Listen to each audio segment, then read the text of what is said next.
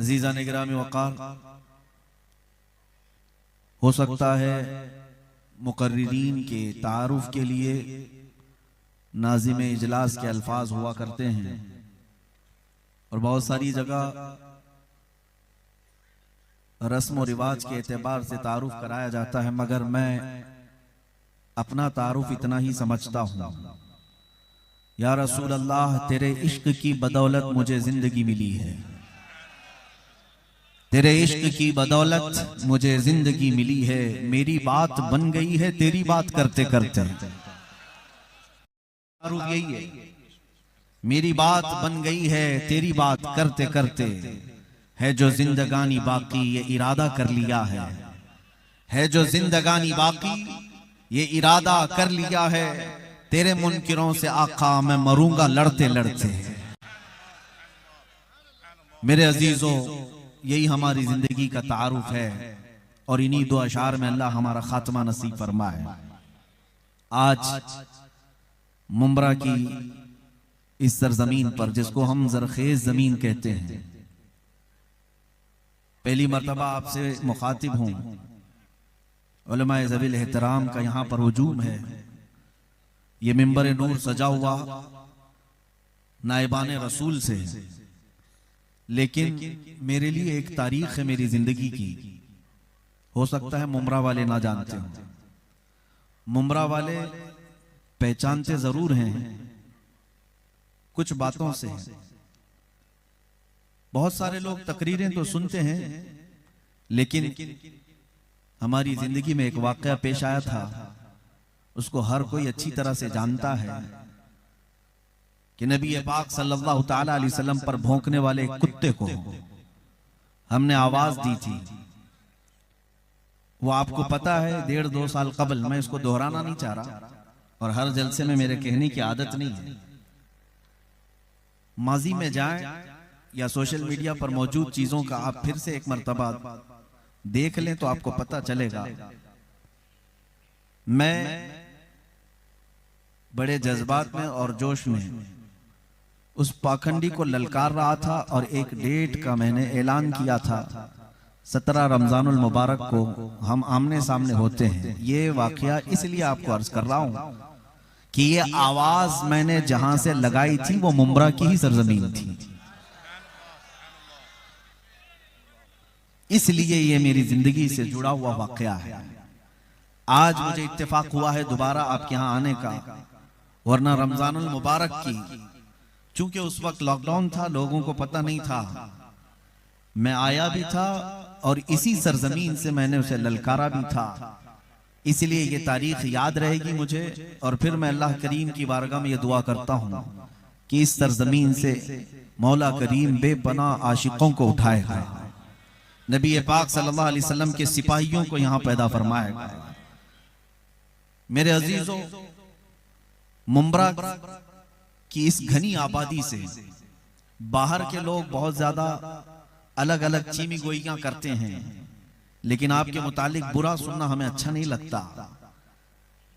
मुंब्रा की इस घनी आबादी के लिए कोई गलत नामों से तुम्हें याद करे, इससे बेहतर है कि अब हम अपनी जिंदगी का पहिया बदलते हैं और फिर ये अहद करते हैं कि अब अगर कोई उंगली उठाएगा या फिर कहीं कोई तज़किरा आएगा कि नबी पाक सल्लल्लाहु अलैहि वसल्लम के कदमों पर निछावर होने वाली जमात सबसे ज्यादा कहां होती है, तो हर एक की जुबान पर मुंब्रा का नाम आ जाए।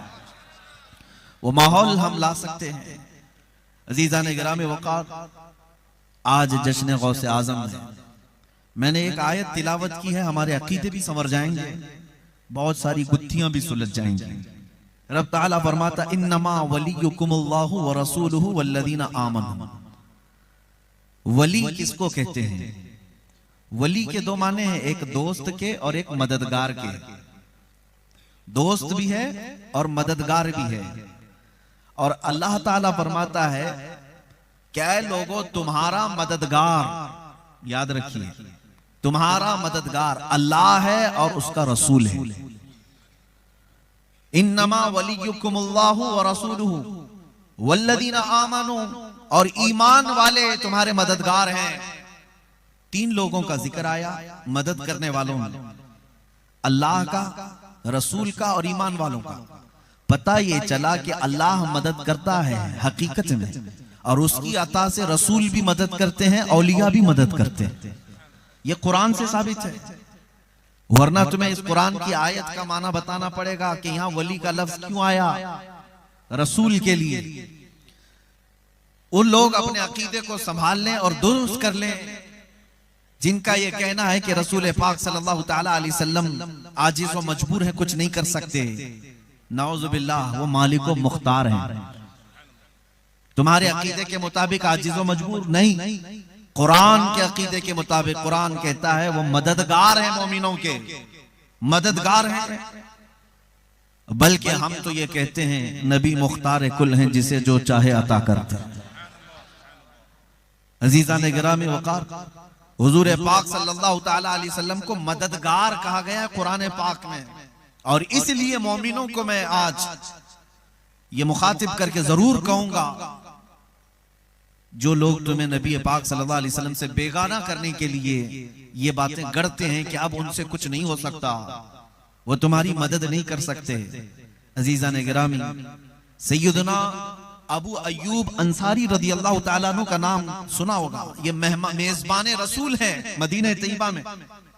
हुजूर पाक की वफात के बाद, 1-2 साल के बाद की बात नहीं कर रहा हूं, तकरीबन 50 साल के बाद, नबी पाक सल्लल्लाहु तआला अलैहि वसल्लम की वफात के तकरीबन 40 साल के बाद या 50 साल के बाद हजरत अबू अय्यूब अंसारी रदियल्लाहु ताला अन्हु हुजूर पाक सल्लल्लाहु तआला अलैहि वसल्लम के हुजरे में दाखिल होते थे और नबी पाक सल्लल्लाहु अलैहि वसल्लम की कब्र अनवर पर सर रखते थे और वहां मदद तलब करते। एक बार उस वक्त का हाकिम था मरवान, वो आया और पीछे से उसे अंदाजा नहीं था, वो सोचा कोई देहाती शख्स होगा, कोई आम बूढ़ा आदमी होगा, दामन पकड़ करके उठाया, कहा कौन है, यहां क्या कर रहा है? तो उन्होंने एक लफ्ज कहा, हजरत अबू अय्यूब अंसारी, और वही अकीदा अल्हम्दुलिल्लाह बरेलवियों का है। हजरत अबू अय्यूब अंसारी फरमाते हैं, लम आती बिहजरिन बल आती इला रसूलिल्लाह सल्लल्लाहु अलैहि वसल्लम, मैं किसी पत्थर के पास नहीं आया, मैं अल्लाह के रसूल के पास आया। कब्रों को जो कहते हैं ये पत्थर और मिट्टी के अलावा कुछ नहीं, वो सहाबी रसूल का एक अकीदा सुन लें। वो सहाबी रसूल कहते हैं कि मैं अल्लाह के रसूल के पास आया। अल्लाह के रसूल के पास आया, क्यों आए? जिंदगी में आते थे, समझ में आती है बात कि वो आपकी रहनुमाई कर देते थे, बादे वफात क्यों आते? सहाबा इकराम रिदवानुल्लाहि ताला अलैहिम अजमईन का अकीदा ये था, जिस तरह रसूल करीम सल्लल्लाहु अलैहि वसल्लम अपनी हयात में मदद करते थे, वफात के बाद भी मदद करते थे। अब मैं यहां से गुफ्तगू को आगे बढ़ाता हूं, इतनी तमहीद आपके जहन में आ जाए कि वो रसूल मददगार हैं, तब हम आगे बढ़ेंगे। वो रसूल मददगार है और हमने देखा है नबी पाक सल्लल्लाहु अलैहि वसल्लम की मदद को।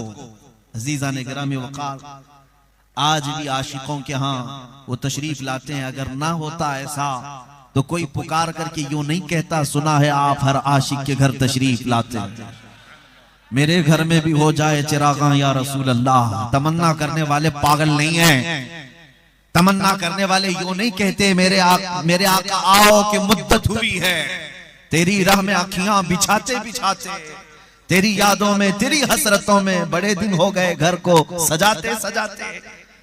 तमन्ना करने वाले यूं ही नहीं कहते वो नबी पाक सल्लल्लाहु अलैहि वसल्लम मददगार हैं, इसलिए उलमाए वक्त ने भी ये कहा है। बल्कि हम तो ये कहते हैं जलसों में, मेरी तो आदत है, मैं ये कहता हूं वो आएंगे, आते होंगे, अभी आएंगे, यही सोच के हमने महफिल को सजा रखा।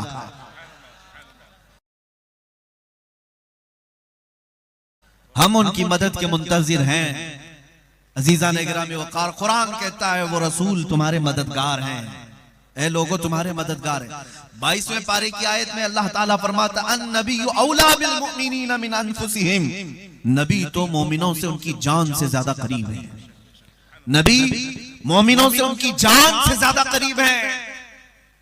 फिर मेरे अजीजों, ये सवाल ही नहीं बनता जो कहते हैं यहां से तुम पुकारोगे वो मदीने में है। कुरान कह रहा है वो तुम्हारी जानों से ज्यादा करीब है, वो जानों से ज्यादा करीब है।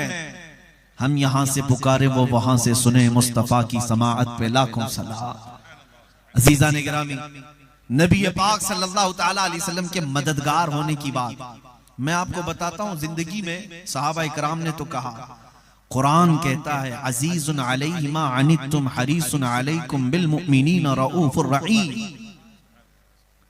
क्या कहता है? तुम्हारे पास ऐसा रसूल आया, लक़द जाअकुम रसूलुम मिन अनफुसिकुम, तुम्हारे पास ऐसा रसूल आया जिसको तुम्हारा तकलीफ में पड़ना गवारा ही नहीं होता।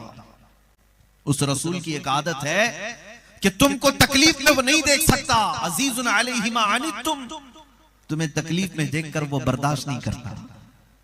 हरीसुन अलैकुम बिल मुमिनीन, दूसरी सिफत उस रसूल की यह है कि वो सबसे ज्यादा अगर किसी बात की तलब रखता है तो सिर्फ तुम्हारे ईमान की।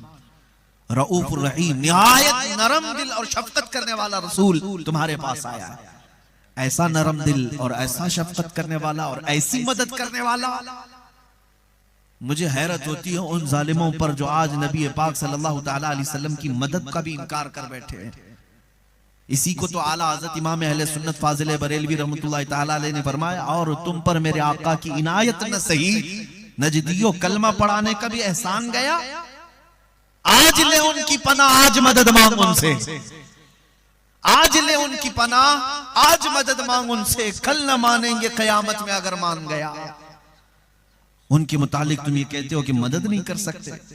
आओ मैं तुम्हें हदीस रसूल अर्ज करता हूं। मस्जिद नबवी शरीफ का मिंबर है। अल्लाह के हबीब सल्लल्लाहु अलैहि वसल्लम खुतबा देते थे, पहले तो असा लेते थे, आपके हाथ में एक लकड़ी हुआ करती। फिर जब मिंबर बन गया तो नबी पाक सल्लल्लाहु अलैहि वसल्लम ने उस लकड़ी को छोड़ दिया, उस असा को मस्जिद के बाहर छोड़ दिया। रिवायत यह है कि जिस दिन नबी पाक सल्लल्लाहु अलैहि वसल्लम उस लकड़ी को लिए बगैर मिंबर पर खड़े हुए, मस्जिद में बच्चे के रोने की जैसी आवाजें आने लगी। साहबा कहते हैं कि हम आवाजें तो सुन रहे थे, कौन रो रहा था ये पता नहीं, लेकिन नबी पाक सल्लल्लाहु अलैहि वसल्लम जो मालिक कुल भी हैं और तमाम आलम के लिए रहमत बनाकर भेजे गए, मिंबर से उतरने लगे। मिंबर से उतर करके दरवाजे तक आए और वहां जो पड़ी हुई लकड़ी थी उसको जैसे ही उठाया, रोने की आवाज बंद हो गई। पता चला कि लकड़ी रो रही थी, लकड़ी के रोने की आवाज थी। नबी मुकर्रम सल्लल्लाहु अलैहि वसल्लम ने उसको अपने सीने से लगाया, अपने कानों से लगाया, फिर वापस खुतबे के लिए तशरीफ लाए। सहाबा ने पूछा, या रसूल अल्लाह सल्लल्लाहु अलैहि वसल्लम ये क्या बात थी? अल्लाह के हबीब सल्लल्लाहु अलैहि वसल्लम इरशाद फरमाते हैं, इस लकड़ी को जब मैं हाथ में रखता था ये फख्र किया करती थी, और जब मैंने आज इसको छोड़ दिया मेरी जुदाई के गम में वो रोने लगी, और उसका रोना मुझे देखा ना गया। मैं खुतबा छोड़ करके उतर आया और फिर जब उसको आकर अपने हाथों में उठा लिया, फिर उस लकड़ी ने रोना बंद कर दिया।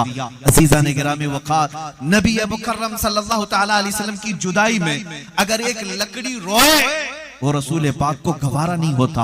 वो मिंबर मदीने का छोड़कर उतर जाते हैं। तुम उम्मती हो, तुम मुस्तफा करीम सल्लल्लाहु अलैहि वसल्लम की जुदाई में अगर रो तो क्या ये बात मुमकिन नहीं है कि वो नबी मुकर्रम सल्लल्लाहु अलैहि वसल्लम उसी तरह आज भी हमारे घर तशरीफ ला सकते हैं, जिस तरह शरफुद्दीन बूसीरी ने अपने हुजरे में लकवा और फालिज की बीमारी में पुकारा था, अमिन तदक्कुरी जीरानी बिदी सलमी मज़जत दमअन जरा मिन मुक़लतिन बिदमी अम हब्बत من تلقاء كاظمة وأومض البرق في الظلماء من عظمي فما لعينيك إن قلت الففاهمة وما لقلبك إن قلت استفق يهمي أيحسب الصف أن الحب منكتم ما بين منسجم منه ومضطرم محمد سيد الكونين والثقلين والفريقين من عرب ومن عجم يا أكرم الخلق ما لي من ألوذ به سواك عند حلول الحادث العمم ولن يضيق رسول الله جاهك بي إذا الكريم تجلى باسم منتقم فإن من جودك الدنيا وضرتها ومن علومك علم اللوح والقلم يا رب بالمصطفى بلغ مقاصدنا واغفر لنا ما مضى يا واسع الكرم। एक उम्मती ने अस्कंदरिया की सरजमीन से, मिस्र की सरजमीन से, अपने फालिज के जमाने में, लखवे के जमाने में जब हकीमों ने लाइलाज कह दिया था, हाथ पैर उठ नहीं पाते थे, रो करके पुकारा था कसीदे में, है अभी सलम की रोने की आवाज को सुनने वाले नबी पाक के बारे में कहा, मखलूक में सबसे ज्यादा इज्जत वाले, सबसे ज्यादा अशरफ, आज मेरे पास तुम्हारे अलावा कौन है जिसको मैं आवाज दूं। ये कहते कहते जब शरफुद्दीन बूसीरी सो गए, वो मुस्तफा करीम अपने मदीने से चल करके बूसीरी के ख्वाब में तशरीफ लाए।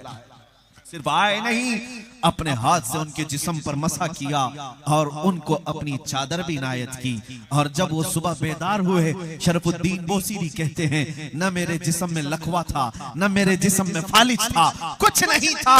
और जब मैं सीधा खड़ा हुआ तो मैं देखता हूं मेरे बिस्तर पर रात में दी हुई चादर भी मौजूद थी। इतना वो अता करने में सखी हैं, जिसको शायर ने कहा था, इतना दिया सरकार ने मुझको जितनी मेरी औकात नहीं। ये तो उनका करम है, वरना मुझ में तो ऐसी बात नहीं। मेरे करीम से घर कतरा किसी ने मांगा, दरिया बहा दिए हैं, दुर्बे बहा दिए हैं। वाह क्या जूदो करम है, शहे बता तेरा, नहीं सुनता ही नहीं मांगने वाला तेरा। उस रसूल करीम सल्लल्लाहु तआला अलैहि वसल्लम को कुरान ने जब मददगार कहा है, हर आशिक रसूल उन्हें आज भी मददगार समझता है। मैं एक वाकया पढ़ता हूं, मेरे दिल में बड़ी तसल्ली होती है और सीना मजबूत हो जाता है। सैयदना इमाम अहमद बिन हम्बल, 4 इमामों में से बहुत बड़े इमाम हैं। उस मुहद्दिस का नाम मैं अर्ज कर रहा हूं जिनको 5 लाख हदीसें याद थी, 5 लाख हदीसों के हाफिज इमाम अहमद बिन हम्बल, लेकिन हालात के शिकार हो गए।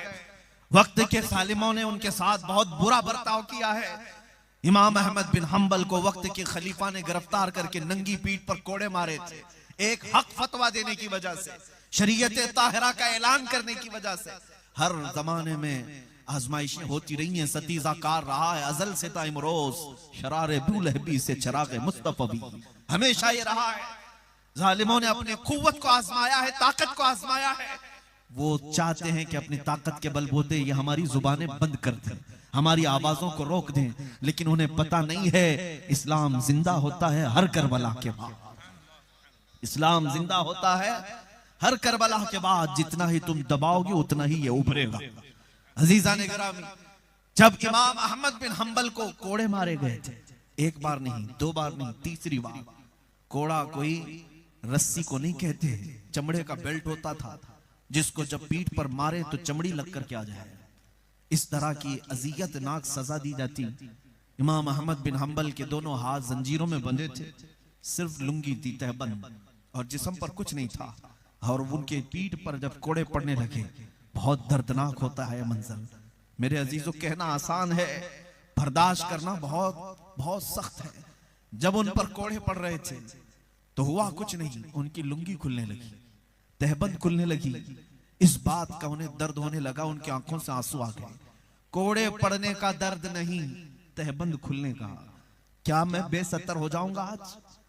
अल्लाह के रसूल सल्लल्लाहु तआला अलैहि वसल्लम की अहादीस की खिदमत करने वाला एक इमाम अपनी तहबंद खसक रही थी तो रो रहा था। मुझे हैरत होती, वो नौजवान क़यामत के दिन क्या जवाब देंगे जो आज बगैर किसी के सख्तियों के अपने कपड़े फाड़ फाड़ कर पहनते हैं, अपने सतर दिखा दिखा करके घूमते हैं। वो क्या जवाब देंगे बारगाह इलाही? तुम्हें आज किसी ने सख्ती की है कि इस तरह के कपड़े पहनो कि तुम्हारी रान भी नजर आने लगे, तुम्हारा जिस्म नुमाइश का इस कदर जो शौक जाहिर करते हो? मेरे अजीजों, बड़ी पकड़ है इसकी, सख्त तरीन पकड़ है। उस इमाम अहमद बिन हम्बल को सोचो, सिर्फ नाफ से नीचे आने लगी तो रोने लग गए कि मेरी तहबंद नीचे आ रही है।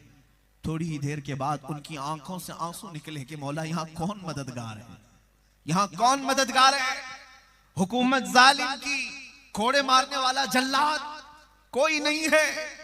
अचानक तारीख में यह बात मिलती है, 2 हाथ गैब से बरामद हुए और मजबूती से उनकी कमर पर लुंगी को बांध दिया, तहबंद को कस करके बांध दिया। और उसके बाद इमाम अहमद बिन हम्बल जो रो रहे थे मुस्कुरा पड़े, हंसने लग गए। और वो जल्लाद कोड़े मारते मारते अचानक रुक गया। कहा कि अहमद बिन हम्बल, कोड़े पड़ रहे थे और तुम्हारी लुंगी खुल रही थी, तुम रो रहे थे, अचानक हंस क्यों रहे हो? और तुम ये जो तहबंद खुल रही थी मजबूत कैसे हो गई? मेरे अजीजों, शायद उन्होंने अपनी जुबान हाल से यही कहा होगा जो इमाम अहले सुन्नत ने कहा था, उनके निसार कोई कैसे ही रंज में हो, जब याद आ गए हैं सब गम भुला दिए हैं। इमाम अहमद बिन हम्बल ने कहा, ए जल्लाद, तू अपना काम जारी रख, जिसके लिए कोड़े खा रहा हूं वो जात मेरे सामने है, वो वली हैं तुम्हारे, कुरान कहता है नमा वलियुकुमुल्लाहु व रसूलुहु, बेशक अल्लाह और उसके रसूल तुम्हारे मददगार हैं। आज इन हालात में मैं आपसे ये कहता हूं, दर दर की ठोकरें खा करके हमने देख ली। बहुत सारी जगहों पर लोग ये कहते हैं ये मदद करेंगे वो मदद करेंगे। तुम्हारा किबला क्यों बदल गया मेरे अजीजों? तुम्हारा डायरेक्शन क्यों चेंज हो गया? कल भी तुम्हारी मदद जहां से आती थी वहीं से आज भी आएगी। उनके जो हम गुलाम थे, खल्क के पेशवा रहे, बस चेहरा फिर गया है तो सारी दुनिया हमसे फिर गई है। मदद वहीं से होनी है और उन्हीं के कदमों में इज्जत है, उन्हीं की निस्बत में भी इज्जत है। हमने बहुत मुख्तसर सी जिंदगी में देखा, बहुत मुख्तसर सी जिंदगी में देखा कि हमारे लिए जिस जगह जाएं ये फूल बरसाए जाते हैं। किस बात के? ये हमारी इज्जतों के नारे किस बात के? ये हमारे लिए मिंबर किस बात के? इतना सारा मजमा किस लिए हमारा इंतजार करता है? मेरे अजीजों, हमारा अपना कोई कमाल नहीं, ये सिर्फ और सिर्फ इज्जतें जो मिली हैं वो निस्बत मुस्तफा से। तुम आज दुनिया में भी देख लो, इज्जतें उन्हीं के कदमों से वाबस्ता है, उन्हीं के कदमों से वाबस्ता है। आजमाइशों के हम शिकार हो सकते हैं, लेकिन आला हजरत फरमाते हैं बेनिशानों का निशान मिटता नहीं, मिटते मिटते नाम हो ही जाएगा। ये बेनिशान कौन है? ये वही आशिकाने मुस्तफा की जमात है जो रसूलुल्लाह की मदद की मुंतजिर रहती है हमेशा। वो बेनिशान लोग हैं और अगर वो दुनिया से चले भी गए तो उनका निशान मिटता नहीं, उनका नाम कभी खत्म होता नहीं। बेशक वो रसूल तुम्हारे मददगार हैं, वो रसूल तुम्हारे मददगार है जिंदगी में भी और बादे वफात भी। अजीज़ान गिरामी वक़ार, बुखारी शरीफ की हदीस, बुखारी इमाम बुखारी ने जो रिवायत की, एक सहाबी रसूल है, वो कहते मेरे पैर में सूजन हो गई थी, बहुत सूजन हो गई थी। उन्होंने दूसरे सहाबी से अर्ज किया कि मैं क्या करूं, पैर में फोड़ी हो गई या सूजन हो गई? तो उस दूसरे सहाबी ने कहा तुम जिससे सबसे ज्यादा मोहब्बत करते हो उसको पुकारो। ये भी कोई इलाज है? सहाबा के दरमियान इलाज था। और रिवायत में मौजूद है उस सहाबी ने जिनके पैर में दर्द था फौरन कहा वाह मोहम्मद आ। ये लफ्ज अरबी में मदद के लिए पुकारा जाता है, या रसूल अल्लाह मदद को आ जाए। 2 मरतबा का लफ्ज मौजूद है हदीस में। उस सहाबी ने कहा मैंने 2 मरतबा पुकारा था, मेरे पैर का वर्म और सूजन ही खत्म हो गई थी। मददगार है रसूल तुम्हारे, और यह अकीदा कोई नया गढ़ा हुआ नहीं। मैं तुम्हारे सामने हदीसें रख रहा हूं, कुरान की आयत रख रहा हूं। अजीज़ान गिरामी, इसलिए हम औलिया इकराम की के दरबारों में जाते हैं और गौसे आजम को अल मदद या शेख अब्दुल कादिर जिलानी कहते हैं, इसलिए कि कुरान कहता है ईमान वाले तुम्हारे मददगार हैं। तो अल्लाह के वली क्यों नहीं मददगार है? वो मददगार है जिंदगी में भी और बाद वफात में। किसी की समझ में ना आए तो हमारा वो कसूर नहीं है, लेकिन अल्लाह ताला जिसके जहन के दरीचे खोल दे उसे सारी चीजें समझ में आ ही जाती हैं, मदद कहां कहां होती है। अजीज़ान गिरामी, नबी अकरम सल्लल्लाहु ताला अलैहि वसल्लम की जात की तरफ मुतवज्जो हो जाएं। मैं अपनी गुफ्तगू हमेशा इसी उन्वान पर करता हूं और समेटता भी वही हूं, लेकिन चूंकि आज जश्न गौस आजम है और आपने सरकार गौसुल आजम दस्तगीर रज़ी अल्लाह ताला अन्हु के नाम से इस जलसे को मंसूब किया है, तो मैं आपको ये भी बता दूं कि वो कहां कहां मदद करते हैं, वो कहां कहां मदद करते हैं। तुम्हें पता है, मैंने एक मुताले में देखा, आज साइंस की दुनिया जिसको अपना किबला व काबा समझती हो, और साइंसदान, मशहूर साइंसदान आइंस्टाइन, और उसने ये लिखा है कि दुनिया का किनारा ये तो नजर आ जाएगा, लेकिन पूरी कायनात का किनारा कहां है या कायनात में वुसाअत कितनी है, ये पता करने के लिए उसने कहा कि 2 करोड़ नूरी साल लगेंगे। 2 करोड़ नूरी साल। आपको पता है नूरी साल किसको कहते हैं? नूरी साल, नूरी साल की रफ्तार अलग है और हमारे ये शब रोज की रफ्तार अलग है। हम सुबह सूरज निकलने पर और शाम को डूबने पर एक दिन शुमार करते हैं, नूरी साल में ये नहीं। नूरी साल में 1 मिनट में 80 लाख किलोमीटर का सफर हो सकता है, 1 मिनट में। इस तरह के 2 करोड़ साल लग जाएं कायनात की वुसाअत को पहचानने के लिए। ये जो साइंस की दुनिया में रहते हैं और सुबह शाम उनकी उसी लेबोरेटरी में होती है, उनकी बात मैं कर रहा हूं। 2 करोड़ नूरी साल उन्हें लग जाएंगे।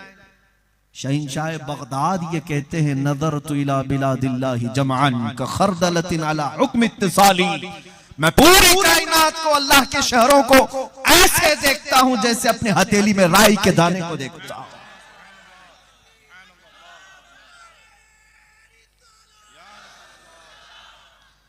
तुम दुनिया पढ़ो, मैं मना नहीं करता। तुम हमेशा साइंस को लेकर के अगर करामात से कंपेयर करना चाहो तो बहुत पीछे रह जाओगे।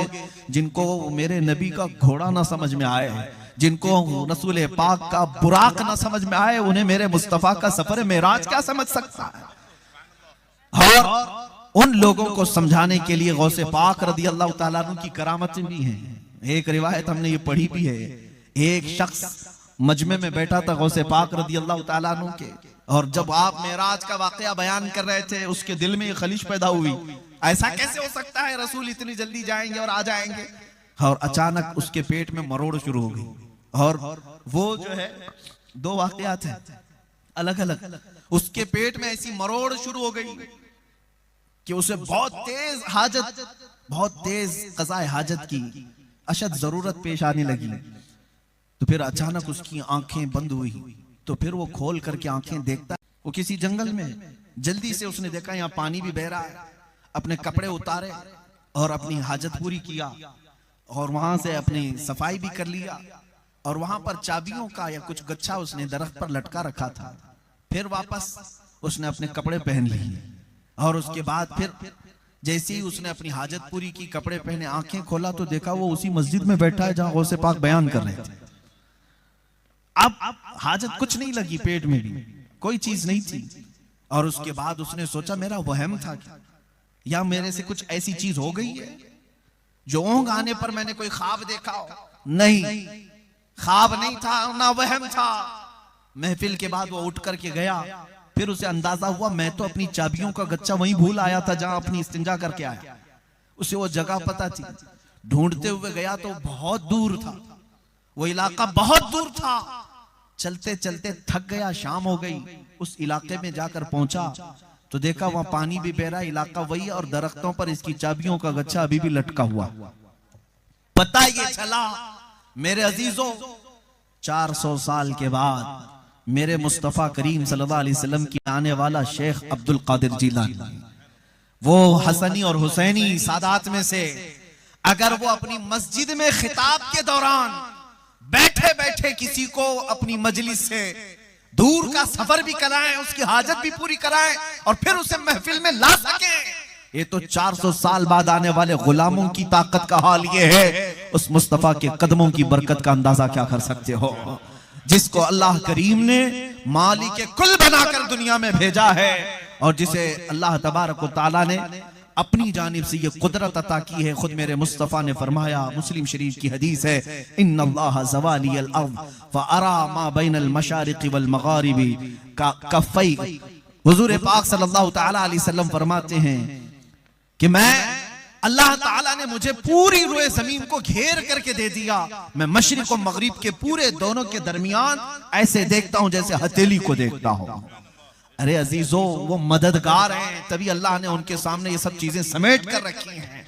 अब मैं आपको बताता हूं, शेख अब्दुल कादिर जिलानी गौसे आजम बगदादी रदी अल्लाह ताला अन्हु, ये मददगार नहीं होते तो बहजतुल असरार की ये मुतवातिर रिवायतें नहीं आती।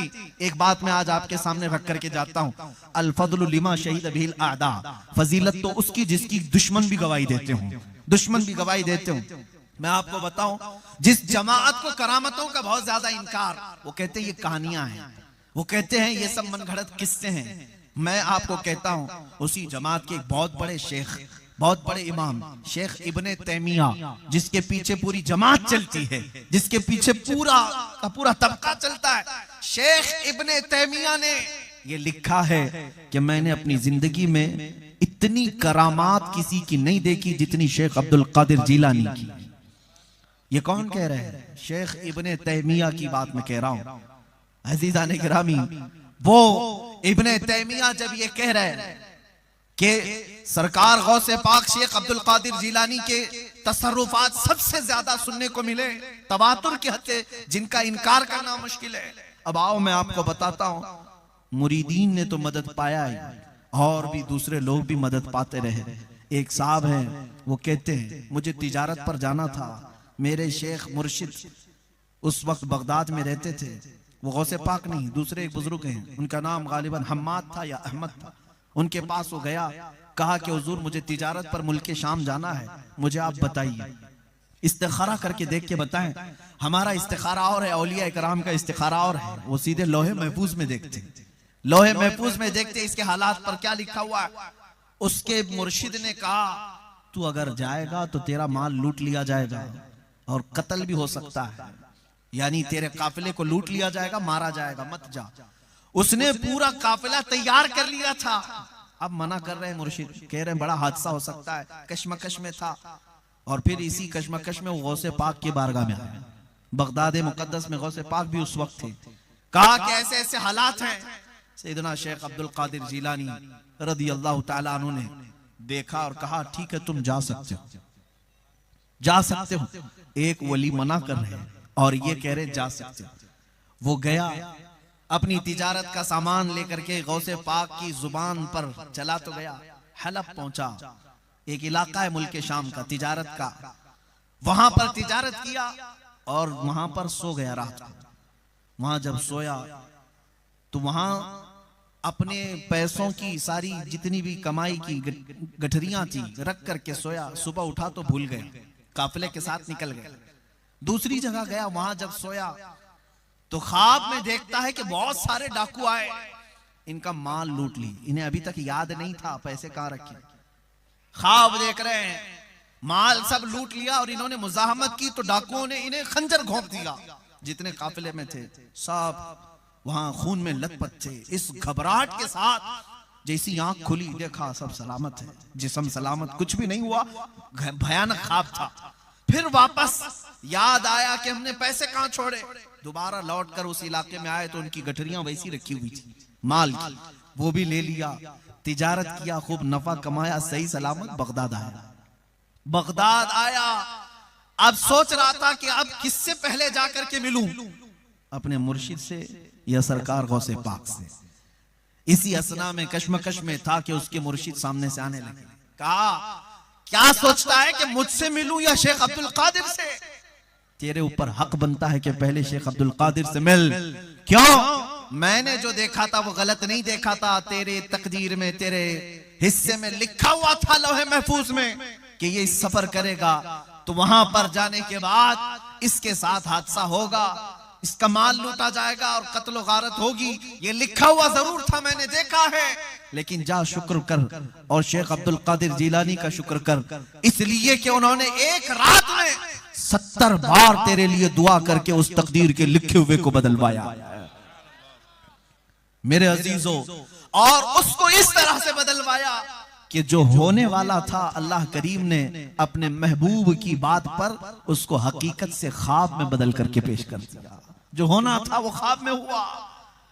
इसलिए ये बातें किसी को अगर लगती हो कि ये सिर्फ लफ्ज़ी है, नहीं, बुखारी शरीफ की हदीस है कि कुछ लोग ऐसे होंगे अल्लाह के प्यारे, लौ अक़समू अलल्लाहि लअबर्रा, बुखारी शरीफ में है, अगर वो अल्लाह को किसी बात की कसम दे दें अल्लाह वो बात पूरी कर देता है। ये कौन लोग हैं जो अपना सब कुछ अल्लाह के लिए फना कर दिया? मेरे अजीजों, हमारे और तुम्हारे चाहने से अगर कुछ नहीं होता तो अपने अक्लों पर कयास मत करो कि हम भी बहुत दुआ करते हैं, हमारे से तो कुछ टलता नहीं।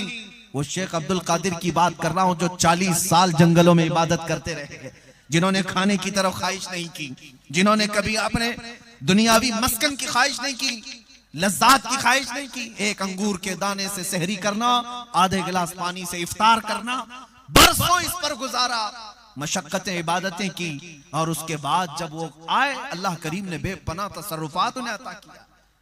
मिटा दो अपनी हस्ती को अगर कुछ मर्तबा चाहो कि दाना खाक में मिलकर गुले गुलजार बनता है। वो औलिया इकराम अपनी हस्तियां अल्लाह करीम की याद में फना करते हैं, फिर अल्लाह उन्हें मददगार बनाता है। फिर इतना ही नहीं कि वो अपनी जिंदगी में मदद करते हैं बल्कि बादे वफात भी मदद किया करते हैं। अल्लाह ताला उनके तसर्रुफात को कायम रखता है। अब आओ मेरे अजीजों, जब ये मेरी गुफ्तगू का खुलासा तुमने सुन लिया है तो अब मैं अपने गुफ्तगू के इख्तिताम पर आता हूँ। आज के हालात में मैं आपसे ये पूछना चाहता हूँ, मुझे बताओ क्या ये नारा बिल्कुल सही नहीं है? क्या ये नारा बिल्कुल सही नहीं है जो हमारे बुजुर्गों ने हमें दिया था? किसी की जय विजय क्यों पुकारें, क्या गरज हमको? किसी की जय विजय क्यों पुकारें, क्या गरज हमको? हमें काफी है सैयद अपना नारा या रसूल अल्लाह, हमें काफी है सैयद अपना नारा या रसूल अल्लाह। हम रसूलुल्लाह के, जन्नत रसूलुल्लाह की। और जो भौंकते हैं उन कुत्तों से भी मैं कहता हूं तुम्हें मेरे रसूल समझ में नहीं आएंगे, देखनी है हश्र में इज्जत रसूलुल्लाह की। और अजीजान गिरामी, मैं आपसे मुखातिब हूं, मेरे नौजवानों से, कौम के गयूर अफराद से, कि तुम्हें दुनिया ने किस तरह के माहौल में जकड़ दिया है। तुम सुबह और शाम किस तरह की गुजार रहे हो। आज तुम्हारे चेहरों से वो सारा गाजा क्यों छिन गया है? तुम्हारे चेहरों की लाली क्यों खत्म हो गई? जिसको देख करके दुनिया हैबत ज़दा रहती थी, किसी और बात से नहीं डरती दुनिया तुमसे। कान खोल करके सुन लो, ताकतें जमा करना है जमा कर लो, तुम फौज जमा करना है जमा कर लो। मैं ये खुल करके कहता हूं, चाहे कितनी भी तंजीमें हो, चाहे कितनी भी तुम ताकत प्रदर्शन कर लो, शक्ति प्रदर्शन कर लो, मेरा ये मानना है ताकत और कुव्वत से तुम दुनिया को नहीं डरा सकते। दुनिया खौफजदा हर जमाने में रही है तो इश्क मुस्तफा से खौफजदा रही है। इसी को अंग्रेज ने कहा था, ये फाका कश मौत से डरता नहीं, जरा रूह मोहम्मदी इसके बदन से निकाल दो। दुनिया आज भी इसी के दर पे है। इनके पास जो आखिरी ताकत आज बची है वो मुस्तफा करीम की मोहब्बत है, इश्क मुस्तफा की दौलत है, उनकी निस्बत है। ये आखिरी दौलत इनके पास बची है, ये खत्म कर दिया जाए तो ये जिंदा लाशें हैं, ये जिंदा लाशें कुछ नहीं कर सकेंगे। इसलिए मैं इस पर फोकस करता हूं। हर बार मैं इस बात की तरफ तवज्जो दिलाता हूं मेरे अजीज बच्चों को, नौजवानों को। कुछ अभी बिगड़ा नहीं है, कुछ अभी बहुत देर नहीं हुई है, सवेरा है, अंधेरा इतना नहीं हुआ है जितना के लोग हमें कहते हैं। मैं तुम्हें एक बात बता दूं, जो लोग ये रोना रो रहे हैं कि हम बिछड़ गए, ठीक है, उन्होंने हमारे जाहिरी हालात देखे। हाँ, मैं मानता हूं कि नशा बहुत बढ़ गया हम में, और अनएजुकेटेड लोग बहुत ज्यादा हो गए, जिहालत हमारे यहाँ बढ़ गई है, बेहयाइयां बढ़ गई हैं, झगड़े फसादात बढ़ गए हैं, गुंडागर्दियां बढ़ गई हैं, बहुत सारी बुराइयां आ गई। ये ठीक है, मैं मानता हूं हमारे मोहल्ले बिखरे हुए हैं, इख्तिलाफात में हैं, और उसके अलावा ये भी मैं मानता हूं ताकत और कुव्वत में कुछ भी नहीं है, जीरो है। यहां तक कि इनका कोई नुमाइंदा नहीं है, और आगे सियासत में भी नहीं, क़यादत में भी नहीं, हुकूमत में भी नहीं। हमारी बात रखने वाले इल्ला माशाअल्लाह दो छंद के अलावा कोई नहीं। फिर ये सब चीजें होने के बाद कभी तुमने सोचा गौर से, कभी तुमने सोचा इतनी कमजोर कौम ही है अगर ये, इतनी कमजोर कौम ही है अगर ये, तो 24 घंटे ये मीडिया चैनलों में बहस का मुद्दा क्यों बनी रहती? अगर ये सबसे बिछड़ी है, सबसे कमजोरी है, कुछ नहीं है इसके पास, तो सारा दज्जाली निजाम हमारे पीछे क्यों पड़ा हुआ? और जिनकी रोटियां चलती नहीं हमारा नाम लिए बगैर, हाँ आपको मालूम होगा, उनका बिजनेस नहीं चलता तुम्हारा नाम लिए बगैर। क्यों ऐसा है? कभी सोचा इस बारे में? मियां, जो बिछड़ी हुई कौम है, जिसके पास एजुकेशन नहीं, हुकूमत नहीं, ताकत नहीं, तंजीम नहीं, सियासत नहीं, कुछ नहीं, इस पर तुम इतने क्यों मुद्दे बनाते हो? सारा का सारा टारगेट तुम्हारे ऊपर क्यों है? कोई चैनल उस वक्त तक ज्यादा चलता नहीं जब तक वो हो, तुम्हारी टोपी, दाढ़ी, तुम्हारी अजान, बुरके, तुम्हारी मस्जिद के मीनार, गुंबद और कब्रों के बारे में जब तक बात न करे नहीं चलता। क्यों? ये सारी चीजों की तरफ कभी तुम सोचते हो? सब खत्म हो गया है तो क्यों तुम हमारी बहस कर रहे हो? मैं भी यही सोचता हूं, सब हमारे पास नहीं है तो हमारे मुतालिक क्यों इतने बहस करते हो? और पूरी दुनिया को ये कहते हो इनसे डर लगता है। क्यों? दूसरी कौमों को हमारा नाम लेकर के क्यों डराते हो? फिर बात समझ में आती है। इकबाल ने कहा था, कुछ बात तो है कि मिटती नहीं हस्ती हमारी, कुछ बात तो है कि मिटती नहीं हस्ती हमारी, सदियों रहा है दौरे दुश्मन दौरे जमा हमारा। वो कौन सी चीज है जिसको इकबाल कहता है तौहीद की अमानत सीनों में है हमारे, इश्क़ रसूल की अमानत सीनों में है हमारे, आसान नहीं मिटाना नामो निशा हमारा, बातिल से डरने वाले है आसमां नहीं है हम, 100 बार कर चुका है तू इम्तिहान हमारा। आज मैं तुम्हारी अपनी हैसियत और तुम्हारी वैल्यू बताना चाहता हूं। देर नहीं हुई, बहुत अंधेरा नहीं हुआ, कुछ चीज तो बाकी है तुम्हारे पास जिसकी वजह से तुम बहस का मुद्दा बने हुए हो। वो कौन सी चीज है वो शायद तुम्हें अंदाजा नहीं लेकिन पूरी दुनिया जानती है। मैं उसकी प्रैक्टिकल मिसाल बताता हूं। प्रैक्टिकल मैं अक्सर कहता हूं तो कुछ लोगों को डर लगता है लेकिन मैं खुल करके बात कहता हूं। मैंने अभी अभी करीब में देखा यूरोप की सरजमीन भी थरथराती थी एक व्हील चेयर पर बैठे हुए माजूर आलिम दीन से। उसका काम क्या था?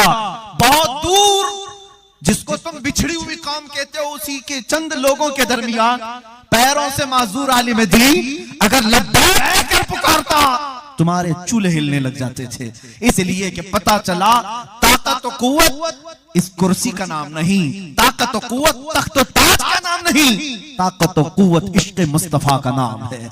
ये अगर माजूर के सीने में भी आ जाए तो दुनिया उससे हैबत ज़दा होती है, उसके रौब से थरथराती है। और ये चीज तुम्हें अल्लाह ने अता की है। तुम आशिकाने मुस्तफा की जमात हो। जमा करो इस दौलत को वापस, इकट्ठा करो इस दौलत को वापस। वो रसूल ही हमारे सब कुछ हैं, वही हमारे लिए कल भी मददगार थे, आज भी मददगार हैं। हर बच्चे को इतना पढ़ा दो इश्क़ रसूल कि जंगलों की बयाबानों की किसी भी वादी में तुम्हारे बच्चे को तन्हा भी छोड़े। हो सकता है वो हर चीज कर जाए लेकिन अज़मत रिसालत का सौदा कभी ना करने पाए। इतना अपने बच्चों को जरूर बना देना कि बेटा हर चीज का समझौता हो सकता है, मुस्तफा करीम सल्लल्लाहु तआला अलैहि वसल्लम की इज्जत और उनकी नामूस का कोई सौदा नहीं हो सकता। लब्बैक या रसूल अल्लाह, लब्बैक या रसूल अल्लाह, लब्बैक या रसूल अल्लाह। आप बैठे हैं, आप बैठे हैं मेरे अजीजों, ममरा की सरजमीन पर। हो सकता है ये तमाम चीजें तुम्हारी आजमाइश के लिए। मैंने झारखंड और बिहार की सरजमीन पर देखा खिताब के दौरान, अल्लाह उन जवानों को सलामत रखे, इतनी तेज बारिश शुरू हो गई थी कि लोगों का खड़ा होना मुश्किल था, मगर बात मेरे मुस्तफा की थी तो सब वहां जमे के जमे रह गए। यहां तक के सच बताऊं मैंने सिर्फ नबी पाक सल्लल्लाहु अलैहि वसल्लम का नाम लिया और मुझे आज तक इस बात का अंदाजा नहीं हो पाता कि मेरे हाथ में जो माइक था कंटिन्यू उस पर करंट आ रहा था, उसके बावजूद 10 मिनट तक मैं उसको पकड़े कैसा खड़ा रहा। या रसूल अल्लाह, अगर तुम्हारी इनायत ना होती तो हम कुछ भी ना होते। ये सब तुम्हारा करम है आका के बात अब तक बनी हुई है। ये धमाके, ये आंधियां तुम्हें ऊंचा उड़ाने के लिए आती हैं, ये तुम्हारे प्रैक्टिस के लिए हुआ करते हैं, ये सब तुम्हें रिहर्सल के लिए हुआ करते हैं कि तुम अभी इन आवाजों से न घबराओ, न डरो। इसलिए कि हमारे असलाफ ने हमें क्या दर्स दिया है पता है? टल न सकते थे जंग में अगर अड़ जाते थे, पांव शेरों के मैदान से उखड़ जाते थे, तुझसे सरकश हुआ कोई तो बिगड़ जाते थे। या रसूल अल्लाह, तुझसे सरकश हुआ कोई तो बिगड़ जाते थे। अरे तेग क्या चीज है, हम तोप से भी लड़ जाते थे।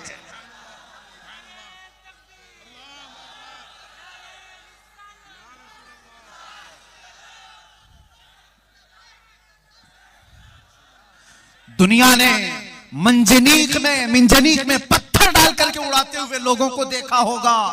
हाँ, आग के गोले मशीनों में डाल करके उड़ाए गए हैं, तोपों की आपने आवाजें सुनी होंगी, लेकिन सिर्फ मेरे मजहब के उन जियालों की तारीख है कि पत्थरों की बजाय मेरे मुस्तफा के सिपाहियों को मशीनों में डालकर उड़ाया गया और फिर भी उन्होंने उफ तक नहीं कहा। इसलिए कि हमारा दीन किसी ऐरे गहरे नत्थु खेरे का नहीं है और ना ही 100-500 रुपये पे बिकने वाला दीन है कि आज दोपहर में लाल पट्टा है तो शाम में काला पट्टा हो जाएगा और दोपहर में हरा पट्टा तो शाम में नीला पट्टा हो जाएगा। मेरे अजीजों, वो दीन हम नहीं रखते, बल्कि आला हजरत के फरमान के मुताबिक हमारे गलों में जो पट्टा है वो क्या है? इस निशानी के जो सग है नहीं मारे जाते, हश्र तक मेरे गले में रहे कादरी पट्टा तेरा।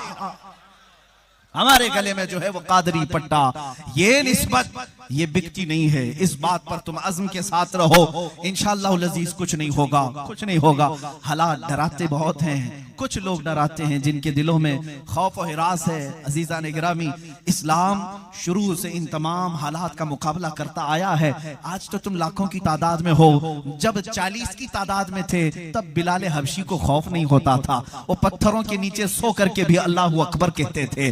जब 40 की तादाद में थे उस वक्त खुबैब इब्न अदी फांसी की और उस फंदे पर चढ़ करके भी ये कहते थे, अशार कहते थे कि ऐ लोगों, मेरे जिस्म को काट लो, मेरे टुकड़े कर लो, लेकिन मुझे इस बात पर फख्र है कि नाम मुस्तफा पर दुनिया से जा रहा हूं, इस्लाम पर मैं गिरूंगा, मुझे तुम फांसी पर लटकाओगे, मुझे इस बात का फख्र होगा। किसी ने पुकार करके कहा, हजरत खुबैब जिनकी उंगलियां उनके नाखून पकड़ों से खींचे गए थे, जिनकी नाक कान काटे गए थे, किसी जालिम काफिर ने पुकार कर कहा था, क्या खुबैब, क्या ही अच्छा होता तुम्हारी जगह मोहम्मद होते और तुम आराम कर रहे होते, उनकी वजह से तुम्हें इतनी तकलीफ हुई। जलाल आया उस सहाबी को फांसी के फंदे पर, कहते हैं तुम कहते हो मेरी जगह मोहम्मद होते, कसम रब्बे जुल जलाल की, और काट लो मेरे जिस्म को, मुझे गवारा है, मगर मेरे मुस्तफा के तलवों में कांटा चुभे मुझे ये भी गवारा नहीं। यही नारा आज भी मुसलमानों का होना चाहिए, मुंब्रा वालों पुकारो मेरे मुस्तफा को, ये कह करके या रसूल अल्लाह, हर मुसीबत हर सितम गवारा है, हर मुसीबत हर सितम गवारा है, या रसूल अल्लाह बस तुम कह दो कि तू हमारा।